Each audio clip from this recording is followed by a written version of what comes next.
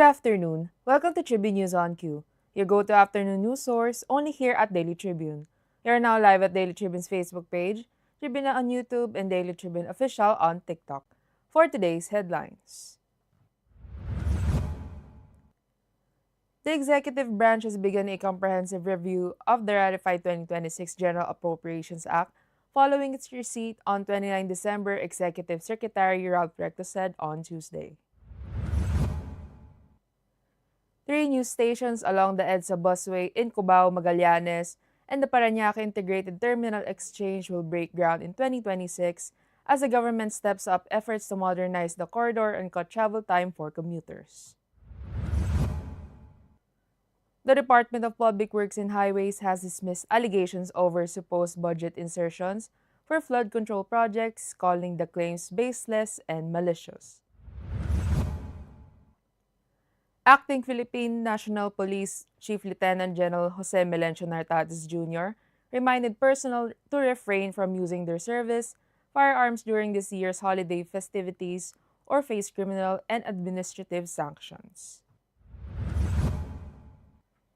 Investigators from the Office of the Ombudsman approached Batangas Representative Leandro Leviste to examine the so-called Cabral files in his possession, but the lawmaker agreed to show only portions and not the full set of documents, according to Assistant Ombudsman Miko Clavano.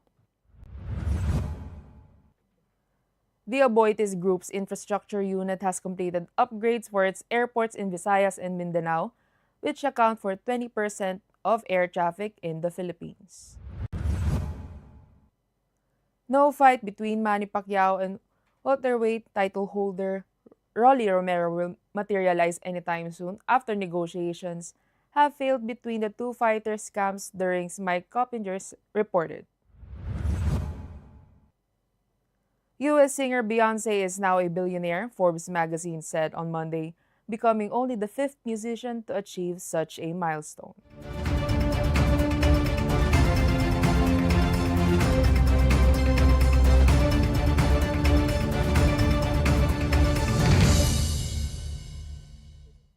Today is the 30th of December 2025, Tuesday, and I'm Louisse Kalingag, bringing you today's top stories. Let's get started.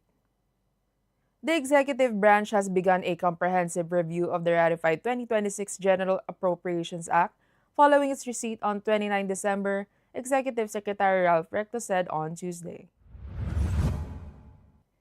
In a statement, Recto said President Ferdinand Marcos Jr. and his economic team are carefully scrutinizing the allocations and provisions of the proposed national budget to ensure its integrity and effective implementation. The review, he stressed, aims to account for all changes made by Congress from the originally submitted National Expenditure Program, according to the Executive Secretary. The review process is expected to take about a week. Three news stations along the EDSA busway in Cubao, Magallanes, and the Parañaque Integrated Terminal Exchange will break ground in 2026 as the government steps up efforts to modernize the corridor and cut travel time for commuters. The Department of Transportation said Tuesday that the bidding for the construction of the three stations was awarded this month, with construction set to start in the first quarter of next year and finish by the fourth quarter of the year. Transportation Undersecretary for Road Infrastructure Mark Steven Pastor said the additional stations will improve bus flow, making public transport faster and more accessible along EDSA. The Department of Public Works and Highways has dismissed allegations over supposed budget insertions for flood control projects, calling the claims baseless and malicious. In a statement on Tuesday, Public Works Secretary Vince Dizon responded to accusations by Representative Leandro Leviste that he made budget insertions, also referred to as allocables, for flood control projects linked to the Bases Conversion and Development Authority. Dizon said no flood control projects under the BCDA were funded through insertions, allocable funds, or any discretionary source. Dizon also questioned the timing of the allegations, which came after reports that some DPWH staff accused Leviste of forcibly and illegally taking documents from the late Undersecretary Catalina Cabral. Acting Philippine National Police Chief Lieutenant General Jose Melencio Nartates Jr. reminded personnel of to refrain from using their service firearms during this year's holiday festivities or face criminal and administrative sanctions. All PNP personnel are reminded to observe the highest level of discipline and professionalism in the handling of firearms. Any act of reckless or celebratory gunfire is a serious violation of duty and will not be tolerated under any circumstance, Nartates said in a statement. The warning comes amid a recent police report showing that a National Capital Region Police officer was involved in an indiscriminate firing case ahead of the new year.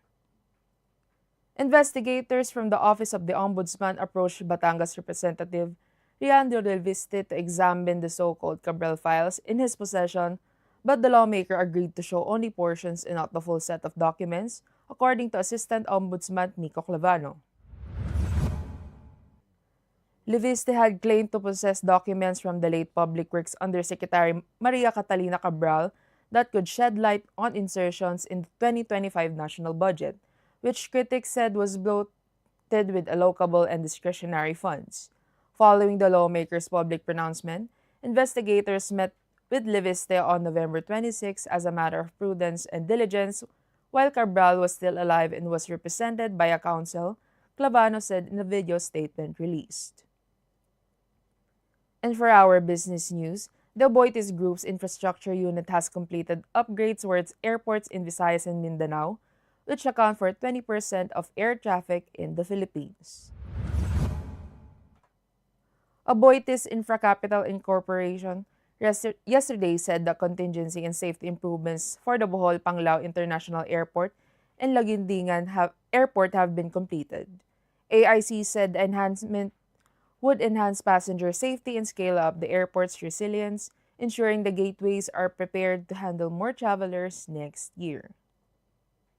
And for our sports news, no fight between Manny Pacquiao and welterweight title holder Rolly Romero will materialize anytime soon. This after negotiations have failed between two fighters' camps, during Mike Coppinger reported.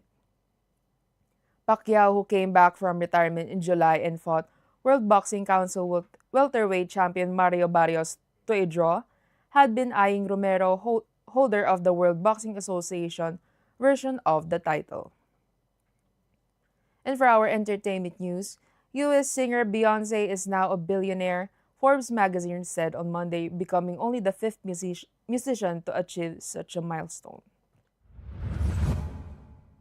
The 44-year-old entertainer joins a select club that includes her husband, rapper Jay-Z, as well as Taylor Swift, Bruce Springsteen, and Rihanna, according to the publication known for its rankings of the world's richest people. And for this afternoon's trivia, on December 13, 1965, Ferdinand Marcos was sworn as the sixth president of the Independent Republic of the Philippines, 10th since President Aguinaldo.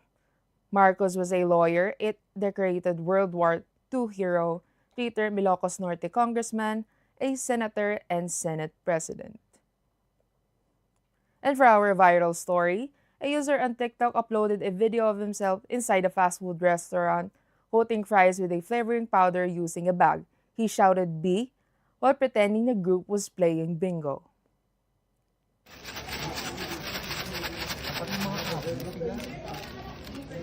Sabi!